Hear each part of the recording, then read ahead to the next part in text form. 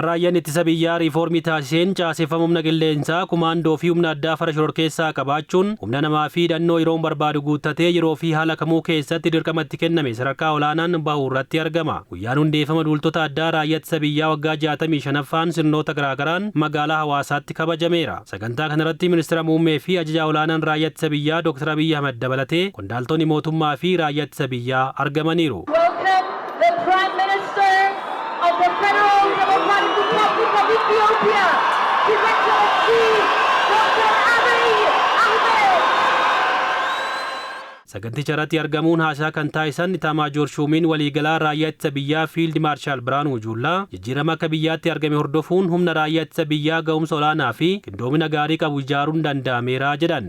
Kubuur Dr. Abiy Ahmed ያስቀምጡትን አቅጣጫና ራዕይ ለማሳካት kallattii fi mul'ata kabajamoo Dr. Abiy Ahmed teechisan milkeessuuf 24/7 hojjechuun ergama raayyaa ittisa biyyaa hubachuun humna raayyaa ittisa biyyaa ga'umsa olaanaa fi qindoomina gaarii qabu kan teekinooloojiitti madaqee fi meeshaa waraanaa hidhate ijaaruun danda'ameera. Humni faayidaan biyyaalessaa hin galleef miindeffamtoonni diinaa keessoo biyya keenyaa qoruuf yaalanis jabinaa fi kutannoo humna raayyaa ittisa biyyaan Itoophiyaan har'a kabajamtee sodaatamtee jiraachaa jirti. Waraanni kan hin barbaachifne ta'us adeemsa ture keessatti humna raayyaa ittisa biyyaa qindaa'aa fi fooyyee qabu kan ijaarre ta'uu keenya laphee guutuun mirkaneessuun barbaada. የተሻለ ሰራዊት የተገነባ መሆኑን በልበ ሙሉነት ማረጋገጥ እፈልጋለሁ። ኢዚን duultota addaa ofiisaa baay'isuun kutaa waraanaa ijaaruu bira darbee humna nageenyaa abdi qabeessaa fi ga'umsa olaanaa qabu ta'eera kan jedhan Fiild Maarshaal Biraanuu Juullaa kutaan waraanaa kun kutaa gootota hedduu horatee fi of harkaa qabu humna ijoollee gaafa xiiqii walitti qabeedhaas jedhan.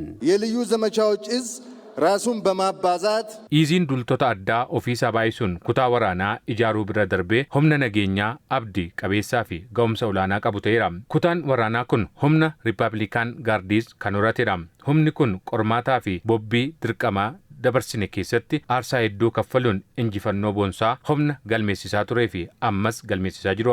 Adda waraanaa kamirrattuu humna injifannoo galmeessisuun biyyaa fi ummata mataa ol qabuu danda'eera. Kutaan waraanaa kun kutaa gootota hedduu horatee fi of harkaa qabu humna ijoollee gaafa xiiqii walitti qabeera. ጀግኖች ያሉበት የቁርጥ ቀን ልጆች ስብስብ የሆነ የጦር ክፍል ነው። Ajajaa olaanaan duultota addaa raayyaa ittisa biyyaa Leetinaal Jeneraal Shumaa Abdataa ajajni duultota addaa ummataaf dahoo diinaaf ammoo yaaddoo ta'eera jedhanii diinonni biyya keenya adaba horatan taanaan biyyattiin humna gurmaa'ee fi obsa fixachiisaa ga'umsa olaanaa qabu kan horatte ta'uus himaniiru. የዚህ የልዩ ዘመቻዎች 65ኛ ዓመት ምስረታ በዓል እንዲከበር የተፈለገበት ዋና ምክንያት hundeeffama iizii duultota addaa raayyaa ittisa biyyaa waggaa 65ffaa kabajuun kan barbaachiseef tokkoffaa akka mootummaattis ta'e akka dhaabbataa fi keessoo humnaa ittisa keenyaa keessatti riifoormii taasifame hordofuun muuxannoof ga'umsa keenya imala waggaa 65 keessatti horanne sirnaan itti fayyadamuudha. Lammaffaan riifoormii taasifameen sadarkaan ga'umsa duultota addaa uummataa fi mootummaa keenyaaf abdii diinota biyya keenyaaf ammoo yaaddoo hamaa ta'uun diinonni biyya keenyaa adaba horatan taanaan humna obsa fixachiisu ta'uu keenya agarsiisuudha. Sadaffaan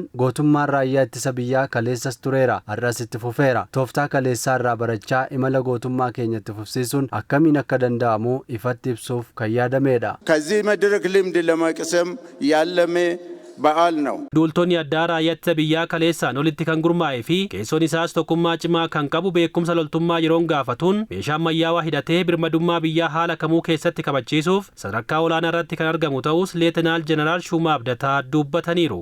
የልዩ ዘመቻዎች እዝ raayyaa ittisa biyyaatti iiziin duultota addaa kaleessaa olitti kan gurmaa'e kan ammayyaa'e keessoon isaas tokkummaa cimaa kan qabu beekumsa loltummaa yeroon gaafatuun meeshaa ammayyaawaa hidhatee birmadummaa biyyaa kabachiisuuf sadarkaa olaanaa irratti argama. Haala teessuma lafaa fi qilleensa kamuu keessatti jijjiirtota tooftaa waraanaa ta'uu keenyaan diroonii lafarraa jedhamuun dirqama uummataa mootummaaf dhaabbata keenyarraa nutti kennamu kamuu ba'uuf qophii ta'uu keenyarra deebiin ibsuun barbaada. ዝግጁ መሆናችንን በድጋሜ ላረጋግጥላቸው ይወዳለሁ።